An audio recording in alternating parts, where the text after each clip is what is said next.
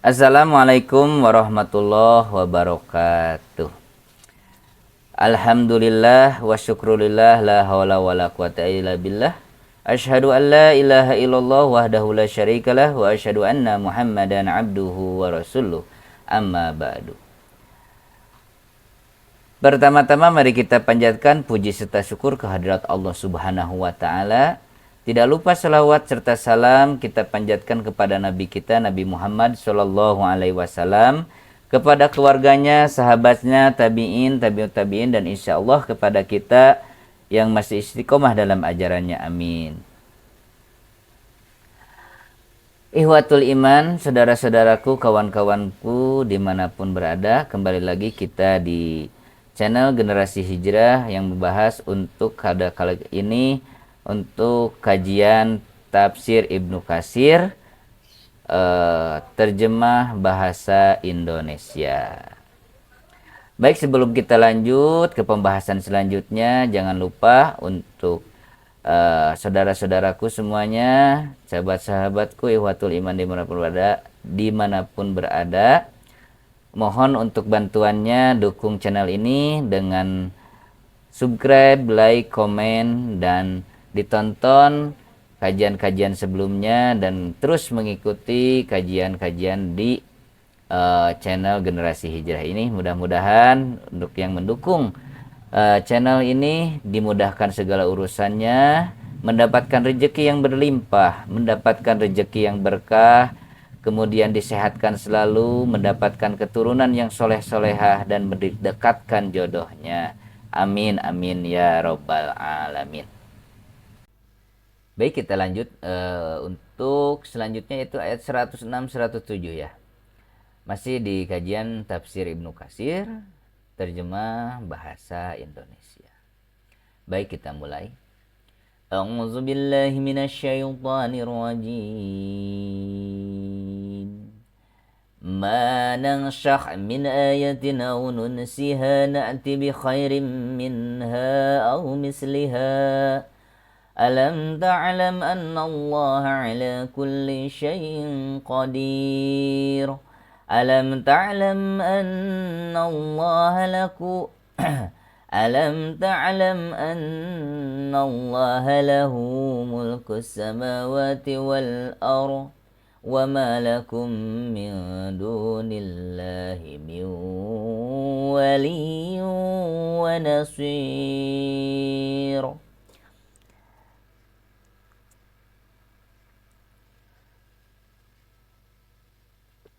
Artinya, ayat mana saja yang kami menasahkan atau kami jadikan manusia lupa kepadanya, kami datangkan yang lebih baik daripadanya atau sebanding dengannya. Tiadakah kamu mengetahui bahwa sesungguhnya Allah Maha Kuasa atas segala sesuatu? Tidaklah kamu mengetahui bahwa kerajaan langit dan bumi adalah kepunyaan Allah, dan tiada bagimu selain Allah seorang pelindung maupun seorang penolong. Mengenai firman Allah Azza wa Jalla, ma nanshah min ayatin, ayat mana saja yang kami nasahkan, Ibnu Abi Thalhah meriwayatkan dari Ibnu Abbas, ia mengatakan artinya yang kami Allah gantikan. Masih mengenai ayat yang sama dari Mujahid, Ibnu Juraij meriwayatkan, ma nansah min ayatin, ayat mana saja yang kami nasahkan, maksudnya adalah ayat mana saja yang kami Allah hapuskan. Ibnu Abi Nujaih meriwayatkan dari Mujahid bahwa ia menuturkan, manansah min ayatin artinya kami Allah biarkan tulisannya, tetapi kami ubah hukumnya. Hal itu diriwayatkan dari beberapa sahabat, Abdullah bin Mas'ud radhiyallahu anhu. Manansah min ayatin, As-Sudi mengatakan nasah berarti menarik, menggenggamnya. Sedangkan Ibnu Abi Hatim mengatakan yakni menggenggam dan mengangkatnya seperti firman-Nya, asy-syaihu wasy-syaikhatu idza janaya farjumuhumal battah. Orang yang sudah tua baik laki-laki maupun perempuan yang berzina maka rajamlah keduanya. Demikian juga firman-Nya, laukana libni adama wadiyani, min dahabi labtaghalahuma salisan. Seandainya Ibnu Aban mempunyai 2 lembah emas, niscaya mereka akan mencari lembah yang ketiga. Masih berhubungan dengan firman-Nya, manansah min ayatin, ayat mana saja yang kami nasahkan. Ibnu Jarir mengatakan artinya hukum suatu yang kami atau Allah pindahkan kepada lainnya dan kami ganti dan ubah, yaitu mengubah yang halal menjadi haram dan yang haram menjadi halal, yang boleh menjadi tidak boleh dan yang tidak boleh menjadi boleh. Dan hal itu tidak terjadi kecuali dalam hal perintah, larangan, keharusan, mutlak, dan ibahah atau kebolehan. Sedangkan ayat-ayat yang berkenaan dengan kisah-kisah tidak mengalami nasyih maupun mansuh. Kata nashun berasal dari kata nashul kitab, yaitu menukil dari suatu nasah ke nasah lainnya. Demikian halnya nashul hukmi, berarti penukilan dan pemindahan redaksi ke redaksi yang lain, baik yang dinasahkan itu hukum maupun tulisannya. Karena keduanya tetap saja berkedudukan mansuh atau dinasah. Firman-Nya aunun siha atau kami jadikan lupa bisa dibaca dengan salah satu dari 2 bacaan. Oke, kita lihat ke 34 dulu. Ibnu Katsir dan Abu Ammar membacanya aunun siha, aunan sah, aunan saaha, sedangkan ulama lainnya dengan membacanya nun siha.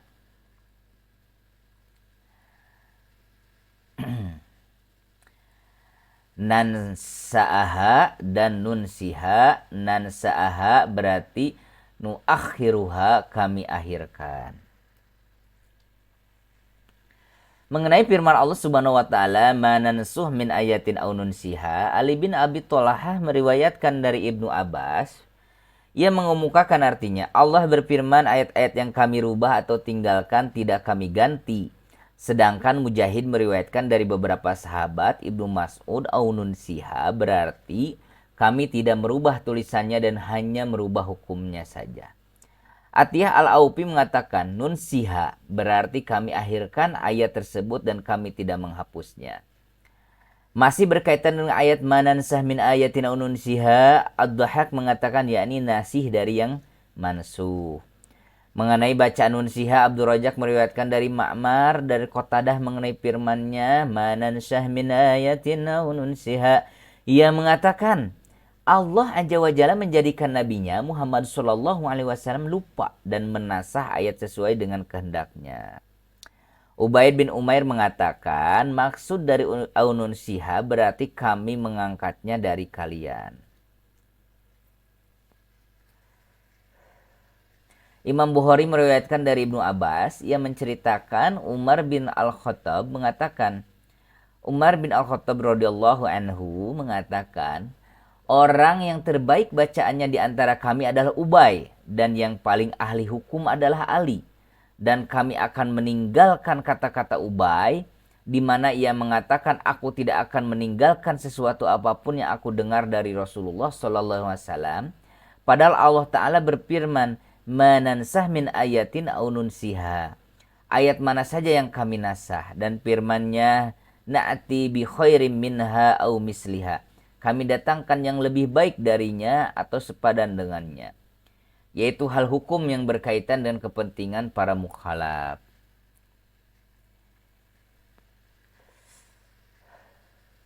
Sebagaimana dikatakan Ali bin Abi Thalhah dari Ibnu Abbas mengenai firman-Nya na'tu bi khairim minha aw misliha, kami datangkan yang lebih baik darinya atau sepadan dengannya, yang mengatakan yaitu memberi manfaat yang lebih baik bagi kalian dan lebih ringan.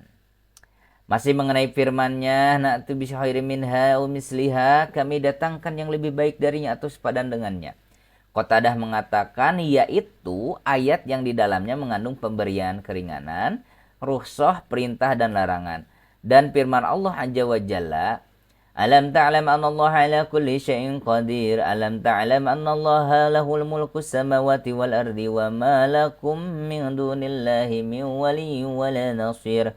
Tidaklah engkau mengetahui bahwa sesungguhnya Allah Maha Kuasa atas segala sesuatu. Tidaklah engkau mengetahui bahwa kerajaan dan bumi adalah kepunyaan Allah. Dan tidak ada bagi kalian selain Allah seorang pelindung maupun seorang penolong.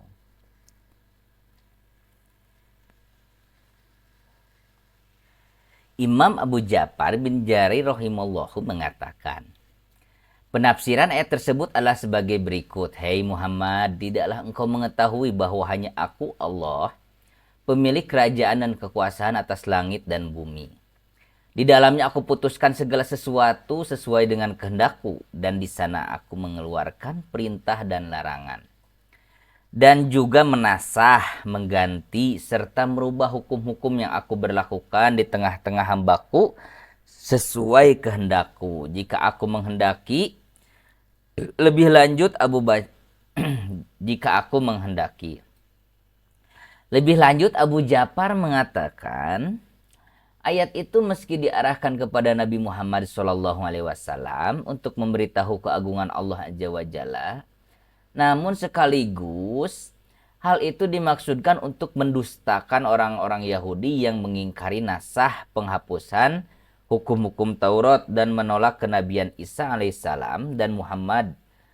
Karena keduanya datang dengan membawa beberapa perubahan dari sisi Allah Azza wa Jalla. Untuk merubah hukum-hukum Taurat, maka Allah memberitahukan kepada mereka bahwa kerajaan dan kekuasaan atas langit dan bumi ini hanyalah miliknya. Semua makhluk ini berada di bawah kekuasaannya. Mereka harus tunduk dan patuh menjalankan perintah dan menjauhi larangannya. Dia mempunyai hak memerintah dan melarang mereka, menasah, menetapkan, dan membuat segala sesuatu menurut kehendaknya. Jadi, ketika Allah merubah suatu hukum dalam Al-Quran atau dalam kitab-kitab lain ke dalam atau diupdate gitu ya, itu adalah kekuasaan Allah seperti itu. Berkenaan dengan hal tersebut penulis Ibnu Katsir katakan, yang membawa orang Yahudi membahas masalah nasah ini adalah semata-mata karena kekufuran dan keingkaran terhadap adanya nasah tersebut. Menurut akal sehat, tidak ada suatu hal pun yang melarang adanya nasah dalam hukum-hukum Allah Ta'ala. Karena dia dapat memutuskan segala sesuatu sesuai dengan kehendaknya. Sebagaimana dia juga dapat berbuat apa saja yang dikehendakinya. Yang demikian itu juga telah terjadi di dalam kitab-kitab dan syariat-syariatnya yang terdahulu. Misalnya, dahulu Allah Azza wa Jalla membolehkan Nabi Adam mengawinkan putrinya dengan putranya sendiri. Tetapi setelah itu dia mengharamkan hal itu. Dia juga membolehkan Nabi Nuh setelah keluar dari kapal untuk memakan semua jenis hewan. Tetapi setelah itu dia menghapus penghalalan sebagiannya. Selain itu, dulu menikahi dua saudara putri itu diperbolehkan bagi Israel Nabi Yakub dan anak-anaknya, tetapi hal itu diharamkan di dalam syariat Taurat dan kitab-kitab setelahnya. Dia juga pernah menyuruh Nabi Ibrahim alaihissalam menyembelih putranya, tetapi kemudian dia menasahnya sebelum perintah itu dilaksanakan. Allah Azza wa Jalla juga memerintahkan mayoritas Bani Israel untuk membunuh orang-orang di antara mereka yang menyembah anak sapi. Lalu dia menarik kembali perintah pembunuhan tersebut agar tidak memusnahkan mereka. Di samping itu, masih banyak lagi hal-hal yang berkenaan dengan masalah itu. Orang-orang Yahudi sendiri mengakui dan membenarkannya. Dan jawaban-jawaban formal yang diberikan berkenaan dengan dalil-dalil ini tidak dapat memalingkan sasaran maknanya. Karena demikian itulah yang dimaksudkan. Dan sebagaimana yang masyhur tertulis di dalam kitab-kitab mereka mengenai kedatangan Nabi Muhammad SAW. Dan perintah untuk mengikutinya. Hal itu memberikan pengertian yang mengharuskan untuk mengikuti Rasulullah SAW.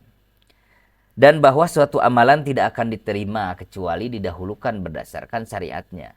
Baik dikatakan bahwa syariat terdahulu itu terbatas sampai pengutusan Rasulullah SAW. Maka yang demikian itu tidak disebut sebagai nasah.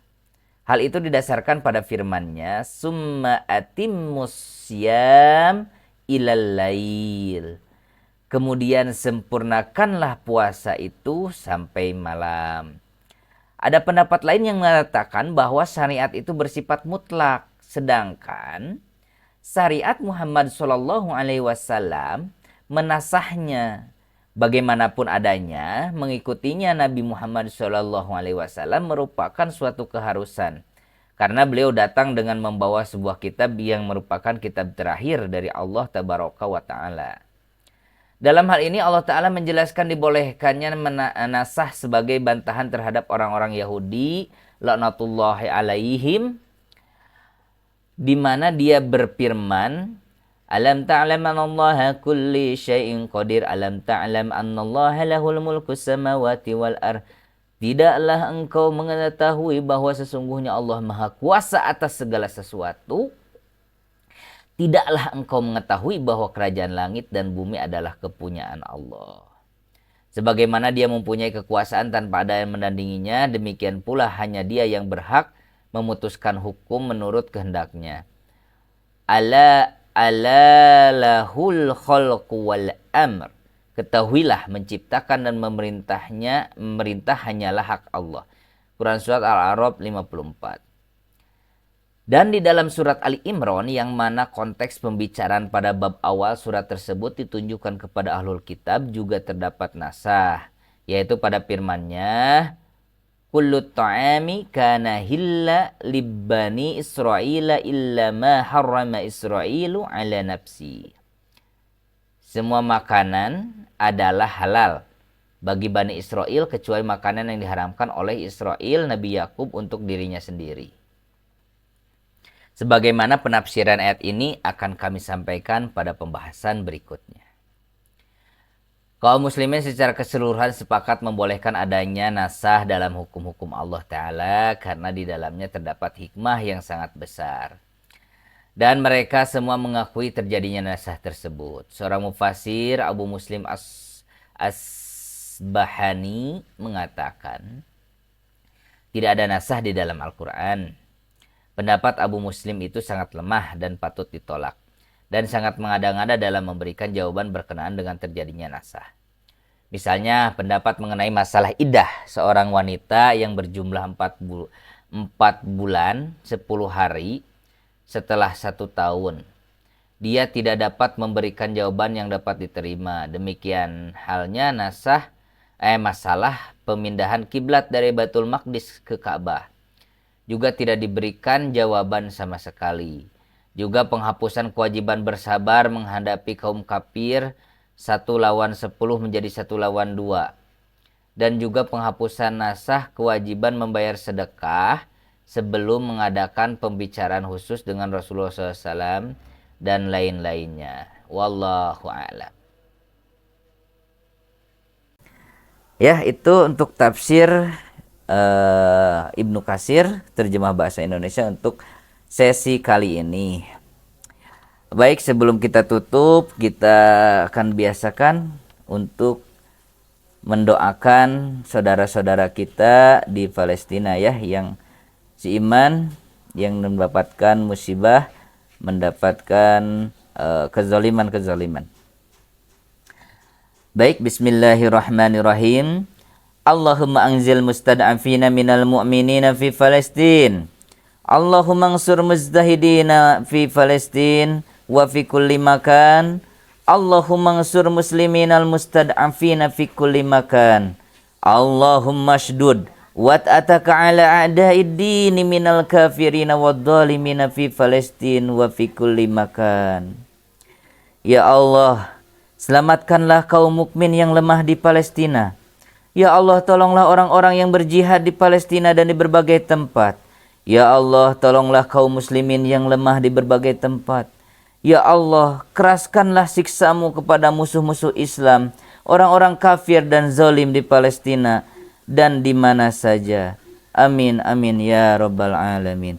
Baik, itu saja untuk kajian kali ini. Mudah-mudahan bermanfaat, jadi amal ibadah untuk kita semua. Dan ibadah kita mendapat ridho dari Allah Subhanahu wa Ta'ala. Amin. Oke, sekali lagi mohon dukungannya untuk channel ini. Tolong di subscribe, tolong di like, tolong di komen, dan ditonton untuk video-video sebelumnya sampai selesai ya. Oke, terima kasih. Ditutup saja dengan doa kifaratul majlis. Subhanaka Allahumma rabbana wa bihamdika asyhadu an la ilaha anta wa astaghfiruka wa atubu ilaik.